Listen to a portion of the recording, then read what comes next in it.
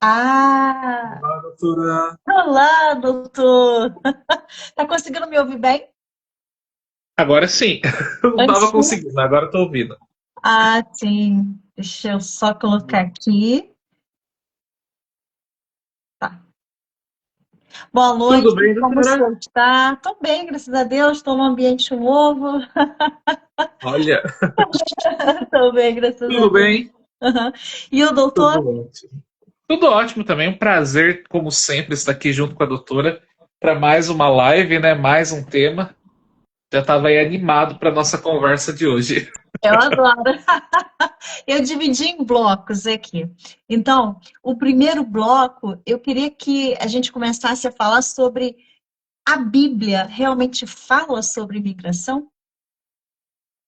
A Bíblia, o ponto inteiro, vamos dizer assim, que a Bíblia inteira fala sobre imigração. Quando a gente fala de imigração, né, quando a gente traz a imigração para o nosso presente, né, então o que, que é imigração? É algo tão antigo, assim, foi algo que me surpreendeu muito, porque eu comecei a fazer uma análise dos dois, do que é imigração, né?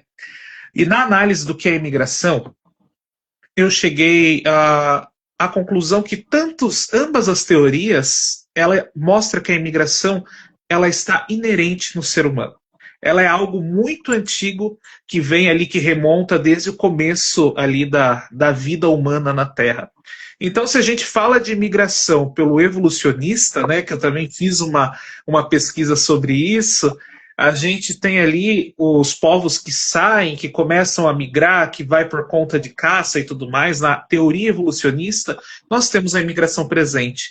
E daí eu falei, mas e para quem é criacionista? E para quem crê ali numa mistura dos dois, no criacionista mais a teologia?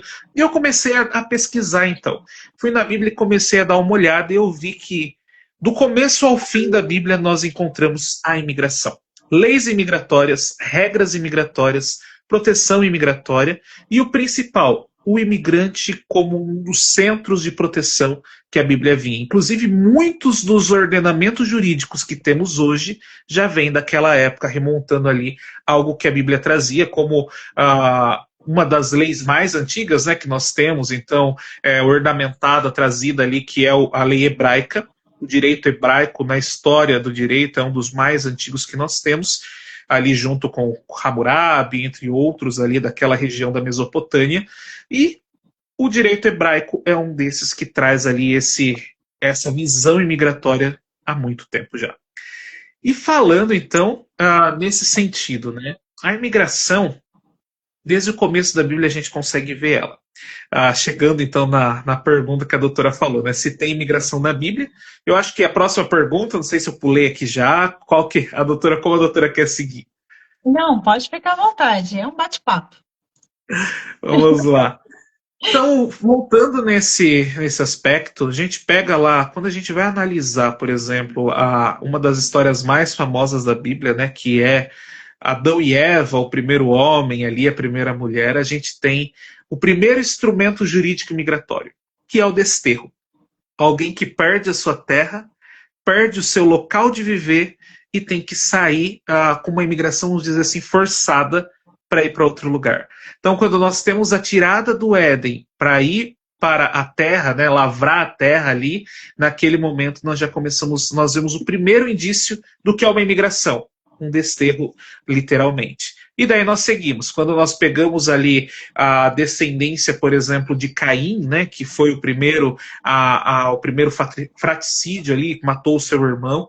Logo após fala que ele vagou errante e ele saiu e criou outros povos. Então ali você vê o poder do imigrante que sai vagando pela região. E daí vem vindo diversos outros pontos ali na Bíblia trazendo histórias e exemplos de imigração. E eu ia realmente perguntar sobre isso, né? A expulsão de Adão e Eva no Éden pode ser considerado o primeiro deslocamento forçado da história? Essa ia ser a pergunta, e foi bem conectada, assim, né, com a sua fala. E Exato. E, assim, porque Deus, ele escolheu conduzir tantos personagens bíblicos por meio da imigração? Teria uma resposta? Eu creio que o deslocamento é algo natural do ser humano.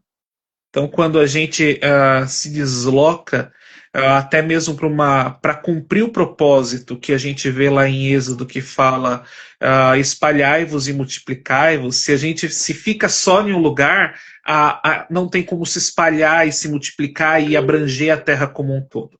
Então, quando nós falamos de um propósito divino, eu creio que o principal ponto é esse: é espalhar tantos personagens, né, ao longo da terra, levando então ali ao projeto mesmo, vamos dizer, da criação, que era essa população em massa. A gente até vê uma noção interessante em 6 de Gênesis, né, que nós vemos ali, comecinho da Bíblia, se for lá em 6 de Gênesis, nós vemos que tinha uma torre. Todo o povo se concentrava numa mesma região. Porque eram os primeiros povos, enfim, eles se concentravam naquela região, e o povo todo mundo falava o mesmo idioma, todo mundo falava a mesma língua, e eles começaram a construir ali uma torre, enfim, fazer algo do tipo, meio que querendo chegar no lugar de Deus, pegar o lugar de Deus ali, e fala a Bíblia que Deus fez uma confusão nas línguas e espalhou sobre toda a terra a humanidade. Então ali você vê que esse espalhamento da humanidade é justamente para que o povo fosse se espalhando e povoando essa terra. Então, a gente poderia dizer que esse foi um primeiro episódio de migração na Bíblia? Ou não? Dentre o povo de Babel, você fala? Sim. Olha, é um dos pontos de imigração, tá? Mas eu creio que o primeiro mesmo que a gente pega ali, a gente pega Caim, quando ele sai errante, então ele sai das terras de seu pai, na região onde seu pai lavrava, e ele vai para uma outra região. Alguns estudiosos dizem que ele desceu um pouco mais próximo ali, então, da região da África, descendo um pouco mais ali para a África, que, se a gente for ver por outro lado, acaba se combinando com os primeiros povos também da teoria evolucionista, quando nós vemos pelo outro lado. E aquele povo, então, eu creio que esse foi o primeiro deslocamento migratório quando nós falamos, tá? Então, essa saída, essa deixada imigratória. Então, eu creio que ali foi o primeiro, mas em Babel também teve o maior, vamos dizer assim, do princípio foi Babel ali, que foi aquela grande dispersão. Tá. E existe algum episódio na Bíblia de migração econômica? Olha, um dos pontos bem legais da imigração econômica que nós vemos ali é em Gênesis, quando nós vemos Gênesis 12:10, né, fala que Abraão, então Abraão é um dos principais imigrantes da Bíblia, quando nós pegamos de exemplo de imigração. Abraão, ele sai da terra de seu pai, então ele é chamado, ele tem um chamado para sair da terra de seu pai. E às vezes é o que acontece com muitos, né? Eu tenho muitos clientes que às vezes falam assim: eu tive um chamado divino para ir para outro país. Então tem cliente que teve um chamado divino para ir para os Estados Unidos, tem um chamado para ir para Portugal. E às vezes é um dos meios pelo qual a imigração até hoje ela acontece. Então a gente tem esse ponto, né, que a imigração, Abraão, ele sai daquele local dele e ele segue ali rumo, né, à terra de Ur, então descendo ali, e ali a gente começa a ver o primeiro cenário migratório. Ele sai com o seu rebanho, com aquilo que ele tinha, e ele começa então a chegar num ponto, chega a fome na terra.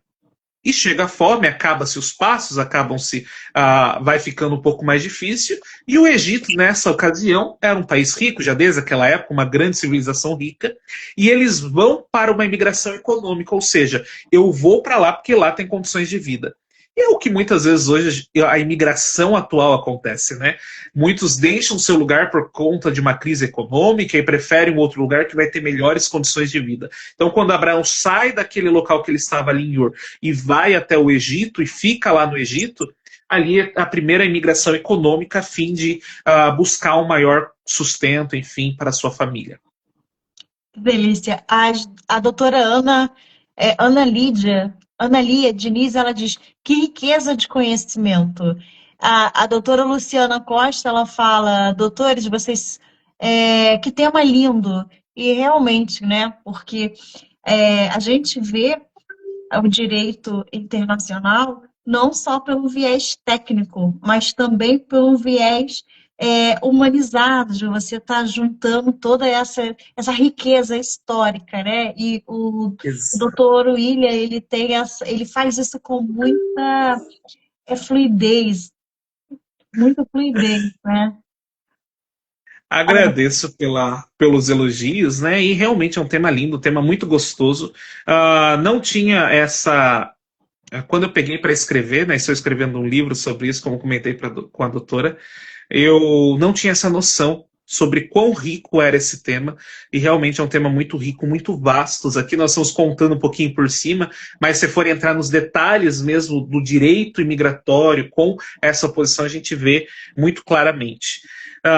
Então, eu creio que esse foi o primeiro ali, a econômica que a gente vê. Tá. Eu botei um segundo bloco. O segundo bloco que eu coloquei aqui, ele tem por título a experiência do estrangeiro. Perfeito.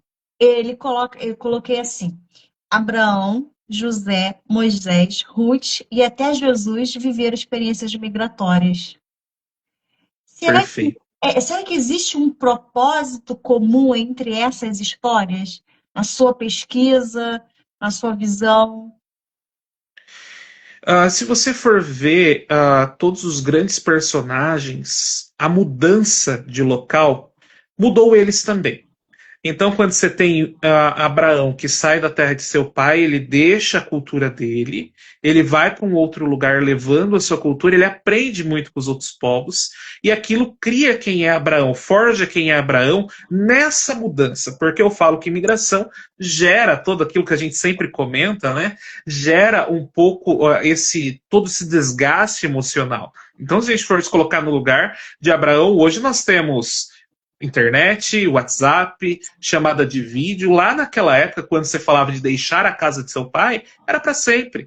Muitas vezes você não voltava a ver os seus parentes. E daí a gente pega Jacó. Jacó foi uma das histórias mais bonitas que nós temos de um imigrante. Ele sai de sua terra, então fugido, né, como alguém que roubou a primogenitura do seu irmão. Então ele sai na figura de um ladrão da sua terra, ele vai para a terra dos seus parentes e lá ele cresce, ele prospera. É a figura do imigrante que chega em um lugar e ele começa a prosperar a economia. Então o Labão, que era o sogro dele, começa a enriquecer, vai ficando muito rico, e Jacó também vai ficando muito rico nessa posição. Então mostra o imigrante, a força da mão de obra do imigrante, desde aquela época, que já vem trazendo esse motor da sociedade, da economia. E quando ele vê que é a hora dele voltar, né, ele volta muito mais rico do que ele tinha, e ali ele, no meio do caminho, ele tem aquele encontro com Deus, então ali com o anjo, ele volta, né, muda o nome dele, e ali você vê que a Jacó ele volta diferente. Quem foi Jacó na ida, que era o ladrão, ele volta diferente, ele volta humilde, ele volta uma pessoa totalmente transformada mesmo pelo processo migratório, por tudo aquilo que ele passou, ele volta transformado e ali ele vira o pai da nação, né? Hoje conhecido o pai de Israel, o pai da nação israelita, sendo aí um dos grandes nomes que gerou aí toda a nação de Israel até hoje se mantém. Então você vê em todos esses um propósito. Quando você pega a Ruth, por exemplo, você vê que dessa linhagem de Ruth, que era aquela estrangeira, né? Que daí nós vamos falar um pouquinho mais dela ali, podemos falar um pouquinho mais sobre ela, mas você vê que Ruth, ela era uma moabita, ela saiu da terra dela, acompanhou a sogra dela, e vamos dizer assim, que naquele sentido, Ruth, ela tinha uma visão, ela tinha toda uma cultura diferente. E você vê que o bonito foi que os israelitas abraçaram ela. E ela não foi uma pessoa excluída por ela ser uma imigrante diferente. Ela foi abraçada, inclusive ela foi aceita entre os povos, e o que muitas às vezes não linka é que Ruth foi a avó de Davi. Ela foi vó ou bisavó de Davi. Então ela, quem gerou o rei Davi, veio da geração de Ruth. E daí a gente vem seguindo. E quando a gente pega Moisés também, Moisés na época, né, ali das leis, né, foi uma figura importante que quando ele sai do Egito, ele sai também como um homicida, alguém que matou, alguém que matou alguém e saiu fugido da sua terra, do seu local. Mesmo sendo um grande príncipe, ele sai fugido do seu local. E quando ele volta, depois de passar 40 anos fora, aprendendo no deserto como um pastor, aprendendo sobre quem era Deus com a família de Jetro, ele volta totalmente transformado e ele volta uma pessoa pronta para tirar o povo ali daquela escravidão. Então você vê nesses propósitos a imigração moldando, né? E Jesus Cristo aí que também passou pelo processo migratório, né, que a doutora comentou ali no final, imigração ali para o Egito para salvar a sua vida. Então nós vemos que as grandes figuras da Bíblia teve um processo migratório no meio dela. Uau! Tu mandou o roteiro, mas eu não sou muito de roteiro, então eu fiz Fica algumas, à vontade. algumas perguntas, porque tu mandou teu artigo. Não, Então, faça do jeito. A gente vai nesse bate-papo. a ideia é essa mesmo, a gente trazer esse bate-papo. E aí, eu coloquei assim: a Bíblia, ela diferencia imigrante, refugiado, visitante e residente temporário? Sim, e isso é uma coisa muito legal, porque a gente vem aqui agora para o molde do que é hoje. Então, a Bíblia, quando nós pegamos no hebraico antigo, nós temos três tipos de imigrante. Nós temos o ger, não sei se é assim que se pronuncia, peço desculpa, inclusive, se algum estudioso da área do hebraico, que seria aquele imigrante, o residente permanente. Então, para nós, hoje na figura, é quem faz de fato uma imigração para morar.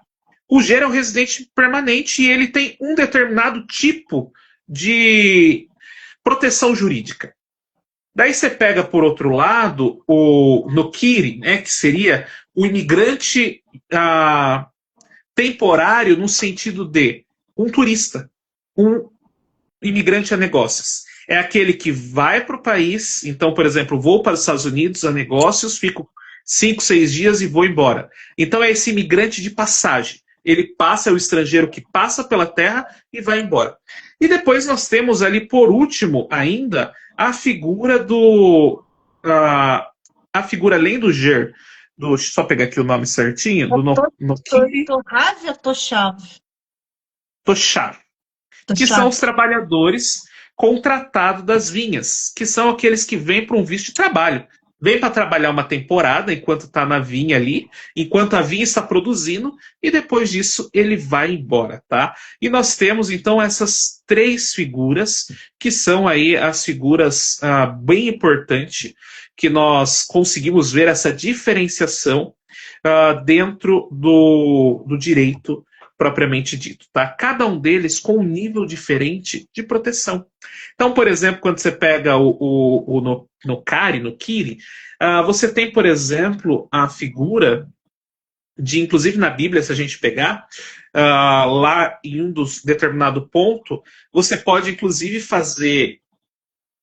emprestar a esse imigrante que é temporário, que passa ali pela sua terra e vai embora, a esse visitante, né, que fica poucos dias, você pode emprestar para ele com usura, você pode vender para ele com juros. Para quem é imigrante residente, para os seus irmãos de tribo, né, que vive com você era proibido vender com juros, você era proibido vender com essa usura. Mas para esse imigrante, não. Então você vê que tem diferentes níveis de proteção para cada um deles.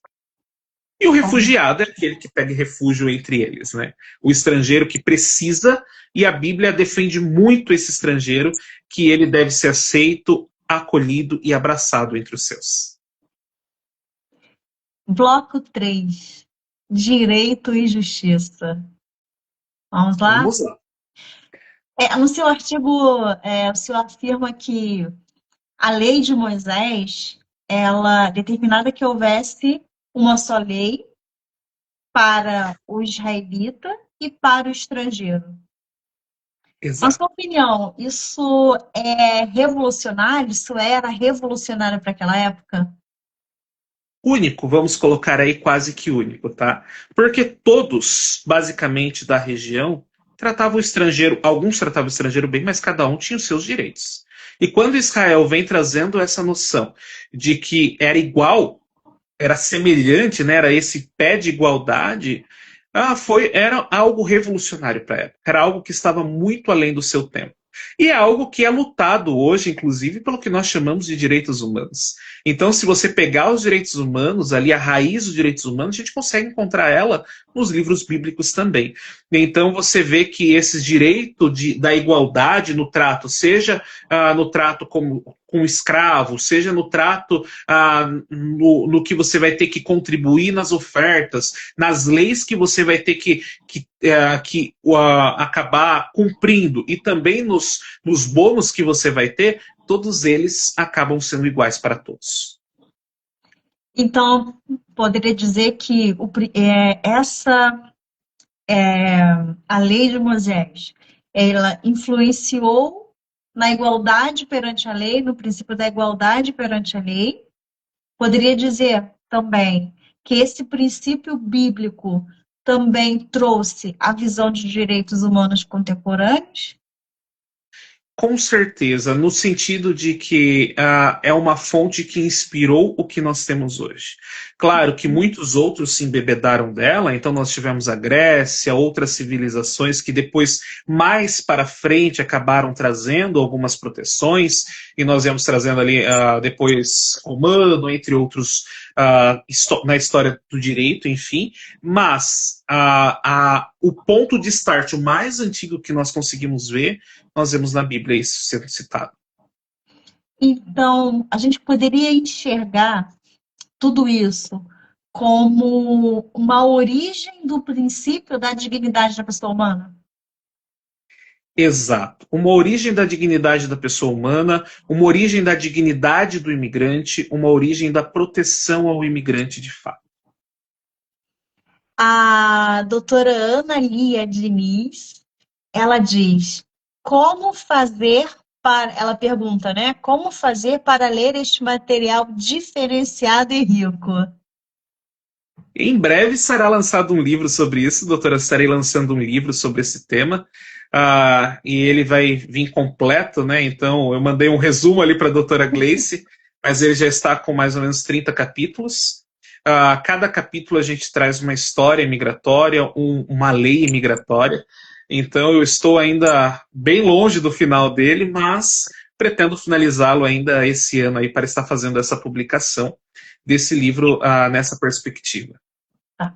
Eu vou aproveitar, vou abrir um parêntese para novamente fazer o convite para aqueles que gostam do tema, para os empresários que investem fora do país, para os empresários que querem internacionalizar e para os advogados que gostam do tema internacional. No dia 23 e 24 de julho, a Comissão de Direito Internacional, juntamente com a Comissão de Direito Empresarial, vai estar fazendo um simpósio virtual, o primeiro simpósio virtual, com 9 painéis. Serão 2 dias de conteúdo intenso sobre direito, eu coloquei aqui, sobre empresas sem fronteiras.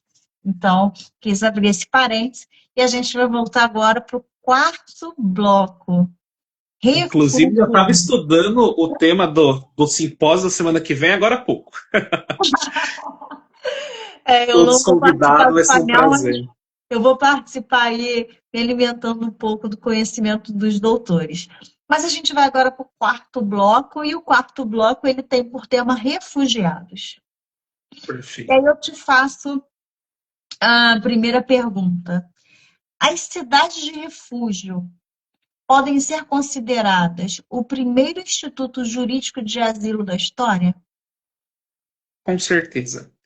Quando nós pegamos a cidade de refúgio, nós vemos algo muito bonito e diferente, que hoje, inclusive, nós chamamos de cidade santuário, por exemplo, nos Estados Unidos.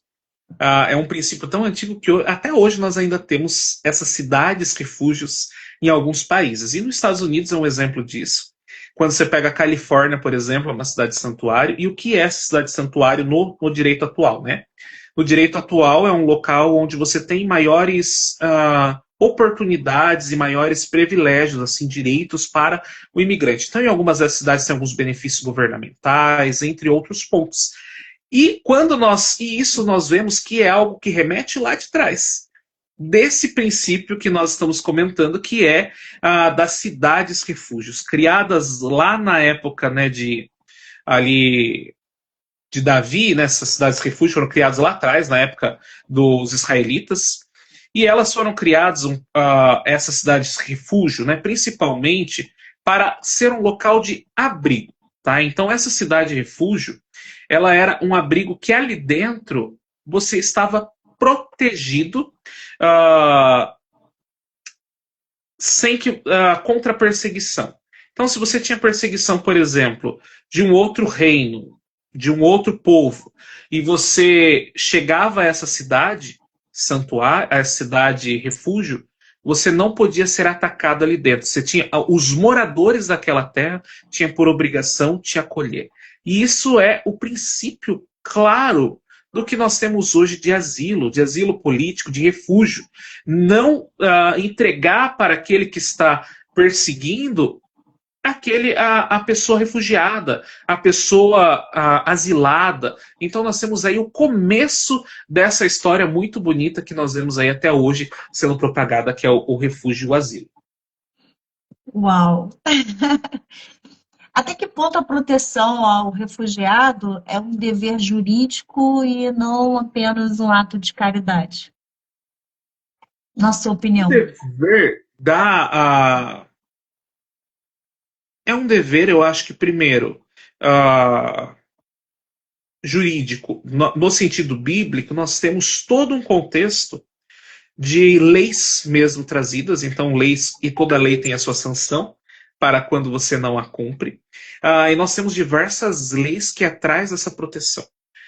Dentre elas, nós temos ali em Deuteronômio, nós temos algumas, né? Eu até separei aqui algumas delas. E dentre elas, nós temos, por exemplo, uma lei que é Levíticos. Então, 19:10, né? 19, 9 e 10. Nós temos, inclusive, uma coisa que é vista lá em Ruth, que era o quê? Esse cuidado humanitário com o imigrante, que deixava de ser caridade e passava a ser lei. Então você pega ali e falava assim, olha, quando os donos de terra, de lavoura, forem fazer a colheita dos trigo, por obrigação, esses donos de terra, eles tinham que tirar de boas espigas, então não era do refúgio, era de boas espigas, e deixá-las no campo, uma parte daquelas espigas, para que os imigrantes, então os estrangeiros, que na Bíblia não fala imigrante, mas fala estrangeiro, que é a mesma figura, os estrangeiros, os viúvos e os órfãos fossem e recolhessem e tivessem sustento daquele alimento. Então você vê algo muito bonito nisso, que é essa proteção mesmo ao imigrante. Depois nós vemos aqui em outro ponto que tinha um tributo social diferenciado quando você pega lá em Deuteronômio, por exemplo, 14, 28, em 14, 28, 29, ele fala de um tributo social com distinção legal para levitas, estrangeiros e órfãos. Então você recebia um tributo, ou seja, uma renda para essas pessoas que não tinham como se manter, conseguirem se manter. E ali em Deuteronômio, de fato, 10, 18, 19, eu acho que é o ponto que é o livro das leis, né, de fato, ele traz uma coisa muito bonita. Que ele fala assim, ama o estrangeiro dando-lhe pão e roupa. Então, não é uma regra, porque quando nós falamos de Deuteronômio, nós não estamos falando de uma orientação, por exemplo, de um profeta, orientação de um líder religioso, nós estamos falando de uma lei. Era lei para eles. Então, Deuteronômio era o livro das leis. E era uma lei. Ame o estrangeiro e dê pão e roupa para ele, dê abrigo para esse estrangeiro. Que lindo. Vamos de atualidade? Oi? Vamos de atualidade? Vamos de atualidade. Na sua opinião, os debates atuais sobre imigração, são debates, seriam diferente se conhecêssemos melhor esses princípios bíblicos? Com certeza. Eu acho que se nós debruçássemos nesses princípios, doutor, eu acho que a gente conseguiria ver coisas tão ricas, né? Que traria para quem seguisse de fato essas leis, eu acho que a gente viveria numa sociedade muito mais humana, muito mais acolhedora e com menos, vamos dizer assim, com essa menos desigualdade que a gente tem hoje, não no sentido só social, mas uma desigualdade com esse estrangeiro, essa xenofobia que nós temos em muitos locais. Uau! Qual é o maior erro que as pessoas elas cometem ao interpretar os textos bíblicos sobre estrangeiro? Teria alguma situação assim que o senhor interpreta como sendo um erro? Eu acho que você analisar um texto bíblico sem entender, por exemplo, o contexto daquilo que está falando. Então, se você pega um texto bíblico para ler, se você vê, por exemplo, lá em Abraão, que Abraão fala, ele recebe os estrangeiros na casa dele, né? Então tem uma passagem que Abraão, antes de ter a lei de fato, recebe e hospeda na casa dele os estrangeiros com uma hospedagem muito bonita, uma passagem muito bonita. Então, se você de repente pega uma passagem dessa e você tenta entender fora do contexto, você pode acabar distornando o contexto dela. Então, você tem que fazer uma análise histórica primeiro do que está acontecendo no contexto social daquela civilização para você conseguir entender o quão relevantes são esses princípios.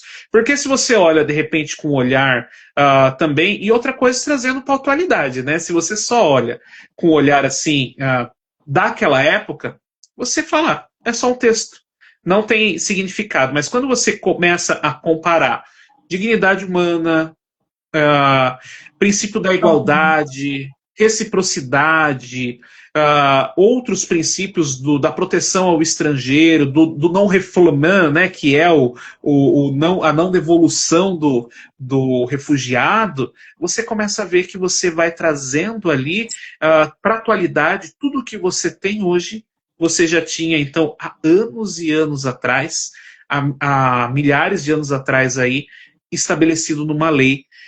E o mais bonito de tudo isso, quem deu essa própria lei, essa regra de como viver, foi o próprio Deus que deu tudo isso. É interessante porque quando você conhece a história e a importância de conhecer a história, você desenvolve teses e essas Exato. teses, quando aplicadas, se tornam objetos de defesa e auxílio jurídico aí nesse tema tão relevante, tão importante, que é o tema migração e Perfeito. internacionalização. É incrível. Como equilibrar soberania nacional e acolhimento humanitário dentro de uma perspectiva cristã? Tema muito atual, né? Soberania Exato. nacional, acolhimento humanitário dentro de uma perspectiva cristã. Eu acho que ao mesmo tempo que você tem uma soberania, ou seja, eu sou um Estado soberano e eu aceito quem eu tenho que analisar o contexto por trás. Eu acho que o principal ponto é os Estados têm que entender a pessoa. Trazer um pouco disso, eu acho que isso talvez falte, não tenho certeza que falta no cenário migratório que nós vivemos hoje globalmente, que é você analisar cada texto apenas como simples texto, como simples pedido. Muitas vezes você não compreende a história por trás de tudo aquilo que está acontecendo. Então, o sonho, o projeto, a pessoa, né? Aquilo que a gente sempre fala e tanto fala, que é a pessoa no centro de tudo. Então, eu acho que você não pode ter essa abertura total também, para que não vire algo sem controle, mas você também tem que sempre pensar e olhar com carinho, com atenção, e ver mais do que apenas um imigrante, apenas uma pessoa querendo mudar e trazer essa visão de que se esse imigrante ele veio para o meu país, se esse imigrante entrou no meu país, se eu permitir a entrada dele, eu tenho que tratá-lo com a mesma reciprocidade que eu trato os meus cidadãos. E isso, como cristão, eu acho que todos os cristãos têm que trazer aquele ponto, trazer esse convívio, né, de fato, amigável com todos os estrangeiros. Então, não trazer esse preconceito que muitos de nós, às vezes, acabamos carregando intrínseco dentro de nós, e às vezes nós nem percebemos, de tratar, às vezes, um nacional diferente de um imigrante, de olhar com olhos diferentes daquele imigrante. Então, eu acho que esse é o principal ponto de toda a história. Talvez mudar a soberania a gente não consiga, mas mudar nós mesmos, cada um de nós, a nossa perspectiva para fazer pelo próximo como cristão, isso nós conseguimos. E a gente coloca aqui, ressalva aqui que da importância de se fazer um planejamento, da importância de estar regular quando vai fazer Exato. esse processo de migração. Isso é muito Exato. importante. Entrar Proteger, pela porta da frente, né, doutora? sim, entrar pela porta da frente. Isso é muito importante. A gente está sempre falando aqui nos nossos bate-papos. Planejamento, sempre essa é a palavra. Muito, muito legal. Reflexão pessoal. Vamos lá. Como a Eu acho que. experiência, Fala. como a experiência de viver como estrangeiro transforma a identidade de uma pessoa e transforma. O senhor acredita que todo migrante carrega uma história de perdas e também de esperança? Com certeza. Eu falo que o imigrante, eu inclusive cito isso em um dos livros que eu escrevi, que eu tenho publicado, que o imigrante ele vive entre uma ponte entre dois mundos. Então o imigrante ele vive na ponte de tudo que ele deixou, inclusive aquele que nós comentamos na última live, né, o luto pela cultura, por tudo aquilo que ele deixou, e a esperança do novo recomeço. Então é um misto de medo, apreensão, saudade, sempre carregando história. Então eu acho que na bagagem do imigrante, quando ele sai, a principal bagagem que o imigrante leva é a sua história. É o seu conhecimento, a sua vivência, aquilo que fez ele ser quem ele é. E ao chegar no novo local, ele chega ao mesmo tempo que ele vem carregado com a bagagem, com a malinha dele, da história que ele traz, ele chega com uma outra malinha vazia, como se fosse uma sacola, para encher ela com novas histórias. Então eu acho que ao mesmo tempo que ele carrega uma sacola cheia de histórias, ele carrega uma sacola vazia para poder ser enchida no local que ele chega. E para nós, operadores do direito, somos quem? Somos a ponte. A ponte que vai ajudar essa pessoa a chegar do outro lado. Então o nosso papel é ser uma ponte sólida que vai ajudar de fato a pessoa a transpor e conseguir atingir do outro lado. Levar a história dela e chegar do outro lado para criar novas histórias. É verdade. Dentro da minha experiência, hoje eu sinto saudade de coisas que quando eu estava no Brasil, eu nem ligava. Era totalmente normal. Eu já sinto saudade de coisas tão simples que é essa mala que o senhor está Exato. colocando. E qual o personagem bíblico que melhor representa o imigrante contemporâneo? É possível responder essa? Eu acho que não tem ninguém igual que represente, que traga, que reforçou isso, do que Jesus Cristo que veio trazendo, né? Eu acho que Jesus Cristo, quando ele traz ali em Mateus 25:35, quando ele faz o final do Sermão da Montanha, quando ele fala as últimas palavras ali daquele sermão que, pelo que dá a entender, durou horas, ele traz assim, fui estrangeiro e me acolhesse. Então, como um dos requisitos da salvação, você acolheu o estrangeiro. Então, eu acho que além de trazer esse ponto, se nós formos ver no contexto bíblico, né, os próximos passos ali, Jesus Cristo ele veio justamente para abrir esse direito para todos, né, que desejam a se salvar, para todos os povos, esse acolhimento e essa igualdade para todos os povos. Porque até então, quando Jesus Cristo veio, se acreditava-se que apenas os hebreus seriam aqueles escolhidos. apenas os descendentes de Jacó, apenas os descendentes de Abraão. E quando você pega ali em Paulo, a obra que Paulo começa a trazer, que Pedro começa a trazer após a morte de Jesus Cristo, ele vai e amplia dizendo que todo o evangelho que ele veio trazer não era só pro nativo, não era só pro nacional, mas era para todos os estrangeiros. E abrangeu todos nós que não somos descendentes diretos de Abraão, mas nos abrangeu a todos, trazendo esse amor que todos são elegíveis a um dia a ter a mesma pátria, ter o mesmo destino. Todos são amados do mesmo jeito, todos têm o mesmo direito, daí você vê para a igualdade, para o princípio que lá atrás é trazido, a igualdade para todos os povos. Então eu acho que Jesus Cristo foi o maior nesse sentido.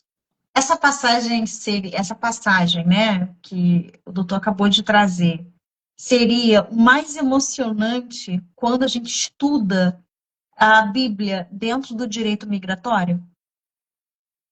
Na sua opinião? Ou teria alguma outra passagem bíblica que mais o emociona quando estuda o direito migratório?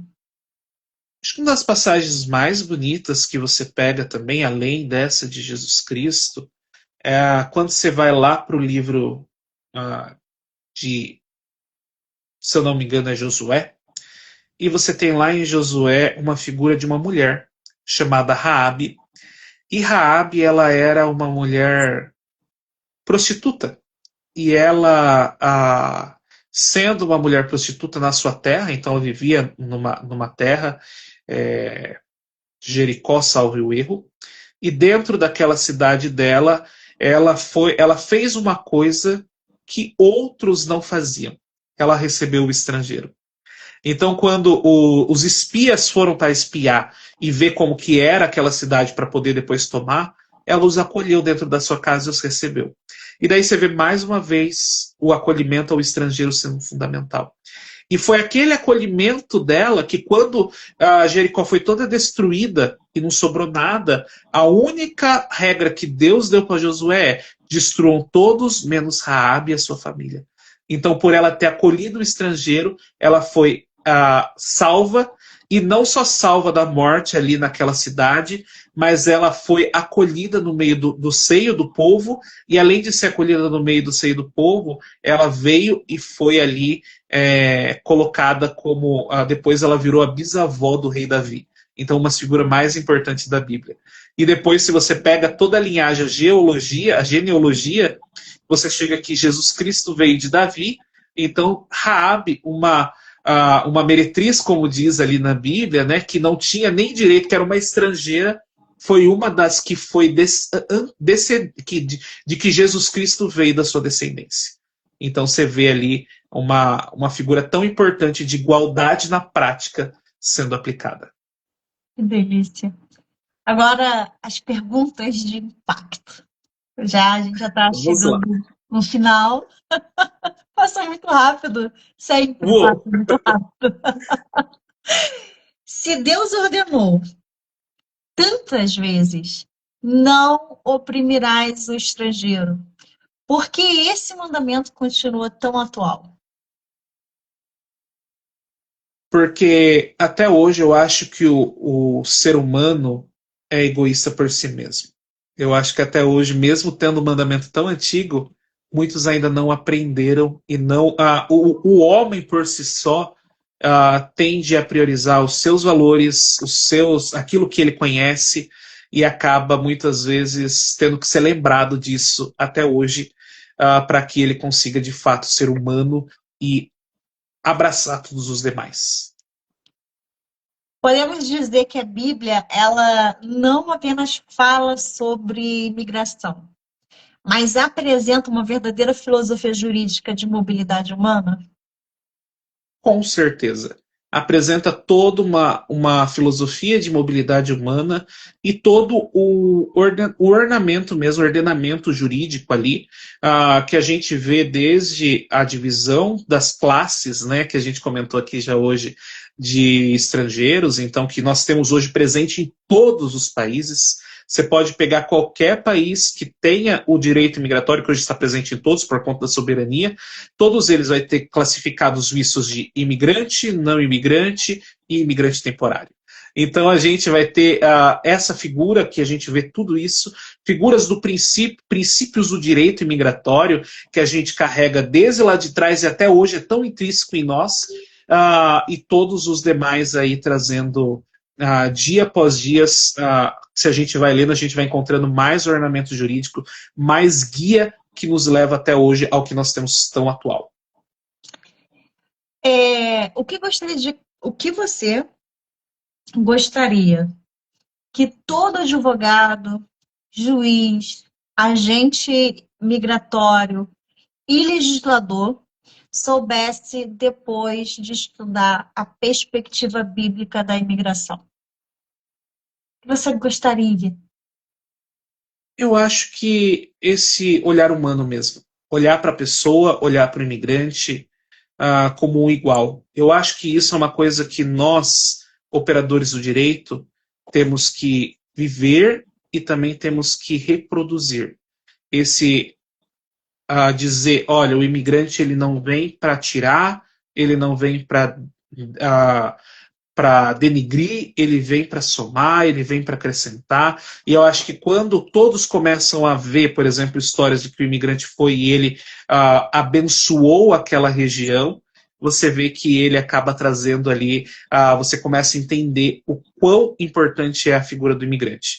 E eu acho que isso, uma das figuras mais importantes que mostra é José. José, quando a gente pega José lá na Bíblia, foi um imigrante que foi como escravo, e depois você vê que foi uma das pessoas responsáveis por salvar o Egito, por salvar toda uma cultura. Então você vê por quê? Porque ele tinha um conhecimento e onde ele colocava a mão ele prosperava. Então você vê que a figura do imigrante trazendo esse trabalho, prosperando, é esse diferencial. Uau! Porque quando no nosso planejamento mensal de live, tu trouxe esse tema, qual foi tua motivação para poder trazer esse tema para dentro da Comissão de Direito Internacional? Confesso que eu pensei muito sobre trazer ou não esse tema. Por ser um tema totalmente fora, né, muito assim do contexto mais técnico, ele traz uma visão humanizada, traz uma visão diferente. Pensei bastante, mas eu falei, eu acho que isso é uma coisa que todos teriam que parar para analisar e ver o quão rico é isso que nós temos. Então, assim, eu acho que o conhecimento, quando a gente adquire, o conhecimento compartilhado, ele é propagado. Então, eu acho que foi justamente por isso, para trazer essa visão, trazer essa outra perspectiva de olhar o direito migratório que nós vemos como tanta regra, como tanta normativa, e olhar para ele e falar assim, não, tudo isso que é normativa a gente já teve princípio lá atrás. A gente vê de uma forma aplicada na prática com histórias de sucesso. Uau! E a doutora Ana Lia Diniz, um abraço. Ela disse assim: poderia passar algum norte para começarmos a compreender sobre este assunto? É uma pergunta. Ela diz assim: nunca havia visto uma live neste contexto.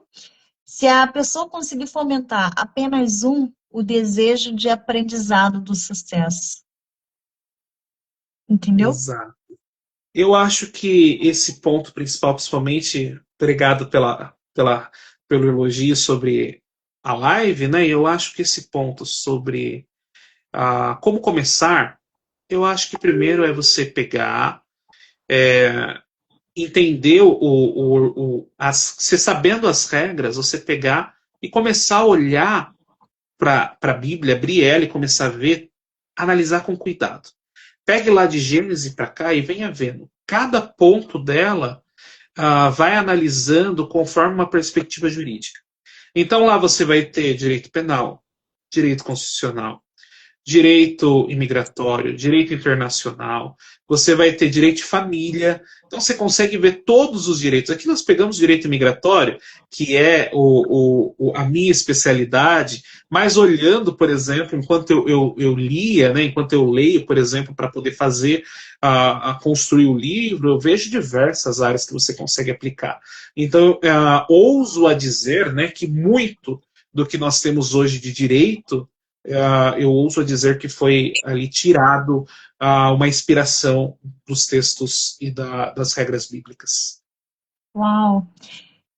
Em uma única frase, qual é a maior lição que a Bíblia ela deixa sobre quem um dia precisou deixar sua terra?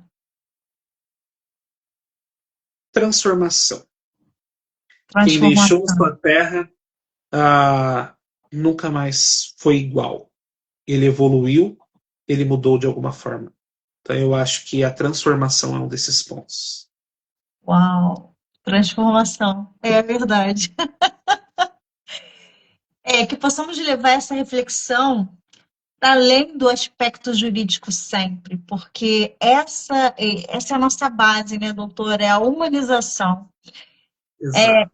E nesse mundo que ele é tão marcado por deslocamento, conflitos, começos, novos começos, talvez a maior lição seja essa, né? Nunca esquecer que em algum momento da história, todos nós fomos ou poderemos ser estrangeiros em algum lugar. Exato. Doutor William, eu agradeço imensamente pela generosidade em compartilhar esse conhecimento e a todos que nessa uma hora estão aqui conosco, estiveram aqui conosco nesta noite. Eu espero e toda a Comissão de Direito Internacional espera que essa conversa ela possa despertar o interesse pelo direito imigratório, mas também despertar o interesse para um olhar mais humano, para um olhar mais justo, um olhar mais consciente sobre aqueles que deixam sua terra em busca de uma nova oportunidade. Muito obrigada pela presença de todos. Que Deus abençoe cada um. Eu passo a palavra final para o doutor William.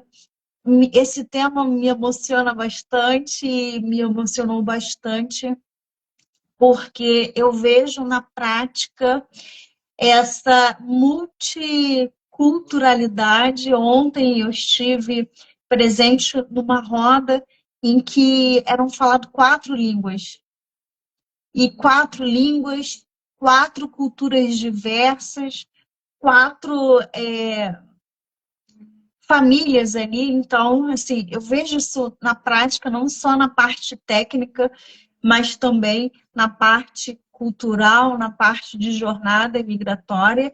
E, assim, eu sou muito feliz de poder estar aqui todos os meses ou sempre nesse bate-papo com o Senhor, sabe? É isso. Sou eu que agradeço, doutora. Agradeço demais pela parceria de sempre. É um prazer estar aqui, né? Mais uma live. Agradeço a todos que estiveram aqui conosco. Um tema também que me emociona bastante, gosto muito desse tema. E eu acho que fica essa reflexão, né, dessa multicultura, né, que nós temos ao longo do globo. E eu acho que o principal, apesar das nossas diferenças, nós temos que olhar para todos como igualdade, com esse amor ao próximo que a Bíblia e o direito nos ensinam. Então é isso, agradeço a todos, muito obrigado, uma boa noite, um grande abraço, até a próxima live. Na Até a semana que próxima. vem, no simpósio, né? Já tem semana que vem no simpósio. Sim. Tem que Muito fazer obrigado. inscrição, tem que fazer inscrição. Exato. São 12 horas de. Você ganha um certificado, você ganha 12 horas para participar aí do simpósio. O doutor vai estar em qual painel? Eu vou estar no painel 7 e 8. Estarei no painel de franquias. Então, como o direito imigratório aí para aquele que deseja investir em outro país, qual é o caminho migratório para os investidores? E estarei também aí no painel 5, no painel 8, que é o painel de reflexão final aí sobre a imigração e todas as nuances do empreendedorismo. Obrigada! Um Até a abraço, doutora. próxima. Deus abençoe. Até. Tchau, tchau. Tchau, tchau.